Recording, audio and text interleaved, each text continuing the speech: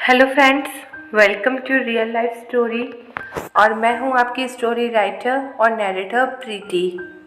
और आज की स्टोरी है ससुर जी अब और नहीं। स्टोरी अच्छी लगे तो वीडियो को लाइक कीजिएगा।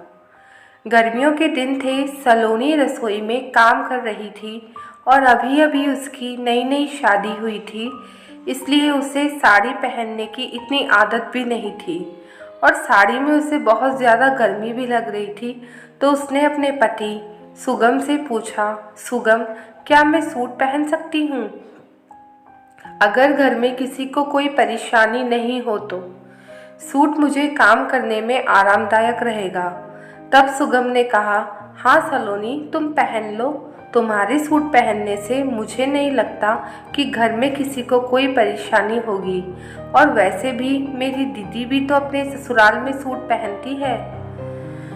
सुगम की हाँ सुनकर सलोनी ने आज सूट पहन लिया था।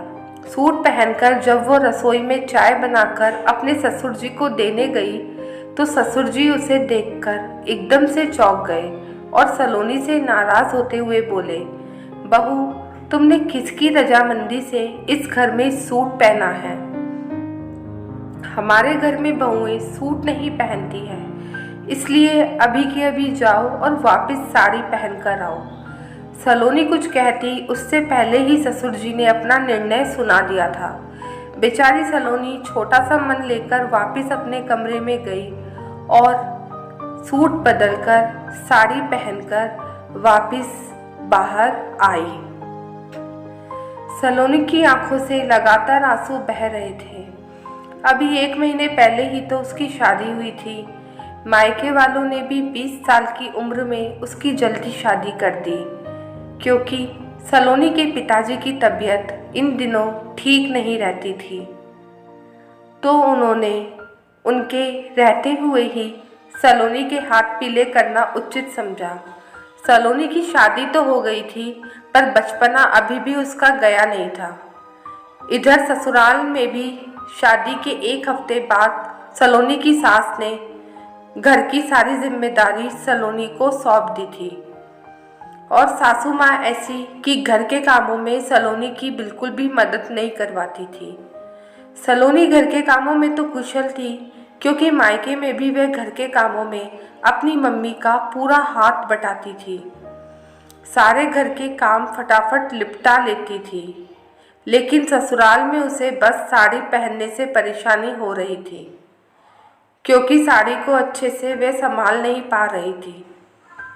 काम करते करते कई बार उसकी साड़ी पैरों में फंस गई थी और वह हमेशा बस गिरने से बच जाती थी। इसलिए अपनी सुविधा के लिए उसने सूट पहना था, जिसके कारण आज उसे ससुर जी से डांट खानी पड़ी। एक दिन रसोई में रोटियां सेकते सेकते उसका पल्ला सिर से गिर गया और जब वह गरम रोटी अपने ससुर जी को पकड़ाने गई तब ससुर जी दोबारा उस पर चिल्लाए, बहू, तुम्हें कोई शर्म लिहाज है या नहीं, जो सिर उगाड़े पूरे घर में घूमती रहती हो? अब तो रोजाना की ये बात हो गई। सलोनी छोटी सी गलती कर देती और ससुर जी उस गलती को राई का पहाड़ बना देते।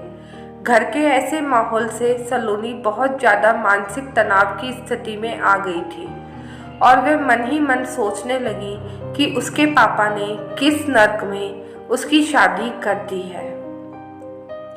पर कैसे जैसे खुद को संभालती और फिर वापस घर के कामों में लग जाती। एक दिन सलोनी की सास की तबीयत खराब हो गई तो उनसे मिलने सलोनी की ननद और ननद के सास ससुर उनके घर पर आए। सलोनी ने उनकी आवभगत करी। सलोनी की आवभगत और सम्मान से खुश होकर ननद के ससुर जी बोले, रमेश जी, आप तो बहुत भाग्यशाली हैं जो आपको इतनी प्यारी और संस्कारी बहू मिली है। तब सलोनी के ससुर जी बोले, हाँ समधी जी, ये तो है। सलोनी हमारी बेटी की तरह है। हमने उसको सारी छूट दे रखी है। वह चाहे जैसे रहती है, सूट पहनती है, हम उसे कोई टोका टाकी नहीं करते हैं, क्योंकि बहू का आंखों में शर्म होना ही ज़रूरी है। बस हमें और क्या चाहिए। तब सलोनी की ननद के ससुर जी बोले, सही कह रहे हो आप रमेश जी, हम भी बेटी और बहू में फ़र्क नहीं करते हैं और हमारे घर में भी यही होता है। और वैसे भी हमारी सोच तो यह है कि किसी की भी बहू किसी की बेटी है और वह अपने एक माता पिता को छोड़कर दूसरे माता पिता के घर पर आती है, तो हमारा फर्ज बनता है कि हम उनको वही लाड़ प्यार और मान सम्मान दें जो उन्हें पहले मिल रहा था, क्योंकि तभी वे ससुराल को अपना घर मान पाएगी। सलोनी के ससुर उनकी हाँ में हाँ मिलाए जा रहे थे, लेकिन दूर खड़ी सलोनी को उनकी बातें अब बर्दाश्त से बाहर हो रही थी और वह सोच रही थी कि देखो कैसे पापा जी अपने आप को दीदी के ससुर के आगे खुद को इतना अच्छा बताने की दिखाने की कोशिश कर रहे हैं, जबकि सच्चाई इससे बिल्कुल अलग है।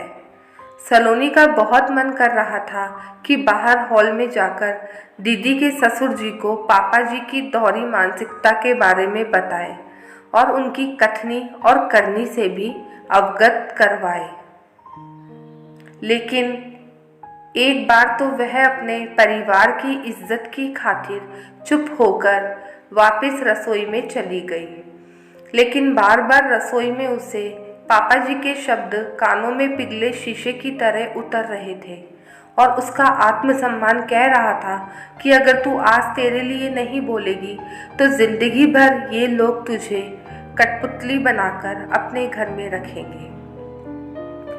आखिर सलोनी ने हिम्मत दिखाई और बाहर जाकर हॉल में एकदम से बोली, ससुर जी बस, अब और नहीं।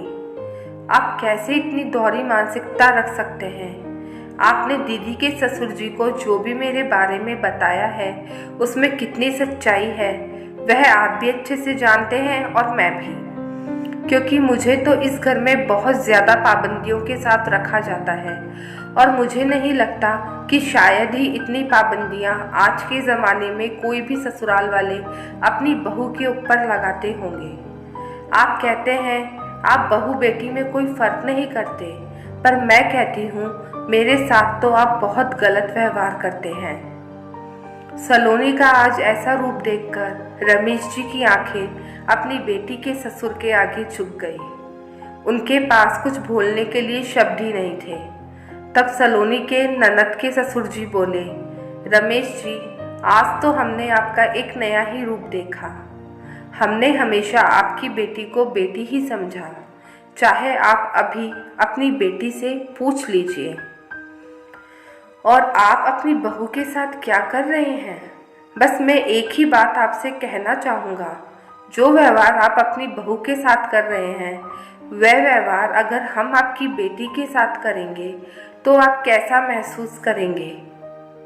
तभी रमेश जी बोले, नहीं नहीं समधी जी, मैं आपसे और सलोनी बहू से हाथ जोड़कर माफ़ी मांगता हूँ। मैंने अपनी बहू और बेटी में भेदभाव किया है, पर आज मैं आपके सामने ये वादा करता हूँ कि आज के बाद सलोनी हमारी बहू नहीं बेटी बनकर रहेगी। ससुर जी की ये बातें सुनकर आज सलोनी को खुद पर गर्व हो रहा था, क्योंकि आज उसने अत्याचार के खिलाफ आवाज़ उठाकर हर घर की बहू को इंसाफ दिलाया था। अगर आपको स्टोरी अच्छी लगे तो वीडियो को ज़रूर से लाइक कर दीजिएगा और चैनल को अभी तक सब्सक्राइब नहीं किया है तो सब्सक्राइब कर लीजिएगा। तो हम मिलेंगे आपको अब नई कहानी के साथ में, तब तक अपना ध्यान रखिएगा।